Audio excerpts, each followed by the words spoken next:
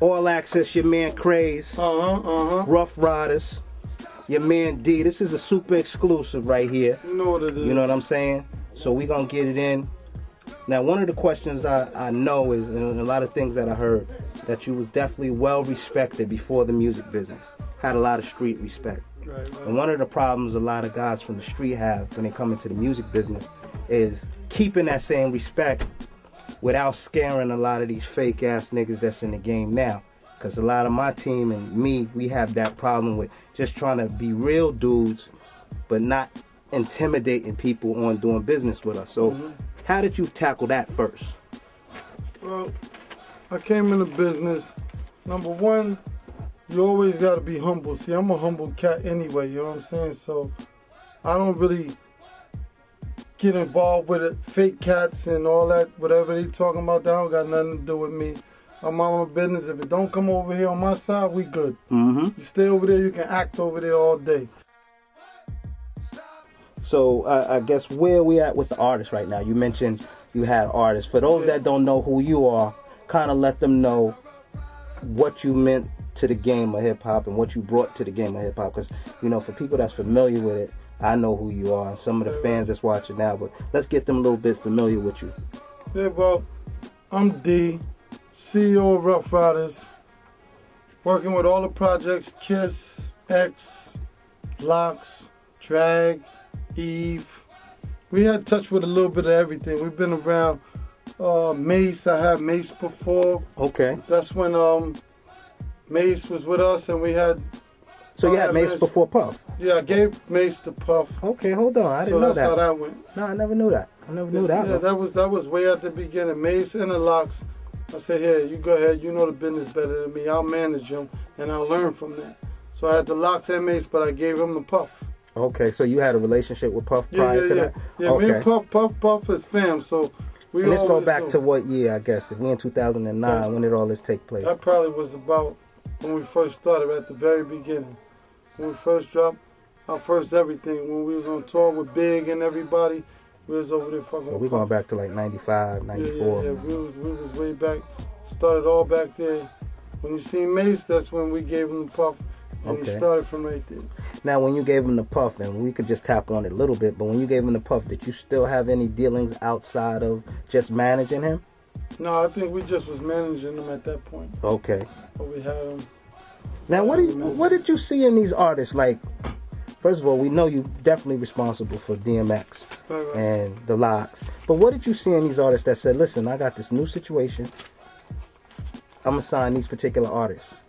What did you see in them that said, you know, because y'all made a lot of great calls. These guys sold millions of records. They still got a well-respected as lyricists, especially Jada. Right, definitely. X, they always consider X one of the greatest spitters out there. Yeah, but what did you see in them early? It's probably like, I look at it like this with artists. I see a person like a regular person. I know a real nigga when I see one, and I know a fake nigga when I see one. So I can read through rappers. I know who's who.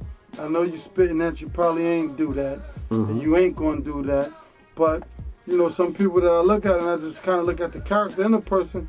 When I done heard people rap all my life, I'm from there. So I know niggas that spit on Money Nice right there. So you gotta pick what you know you can make work. Okay. I can't pick them all, so I say, this one right here, I might can make this project work. Okay. So I take them and say, here, let's work on it. Then we get in the studio and we build on it from there, and we come up with a formula and we make it work. That's a collaboration of us and the artists. Okay. Ain't nobody just walking in and running to the top. It ain't going like that. Now, we hear about a lot of the stuff about the Ruff Ryders back in the day where you had to go through this whole lyrical boot camp. Oh, yeah, this battling shit. And it brings me up to that infamous DMX and Jay-Z battle. Oh, yeah. That was in the Bronx. Tell me a little bit about that, because that's a little history you're giving us right now. That was in the BX. Okay.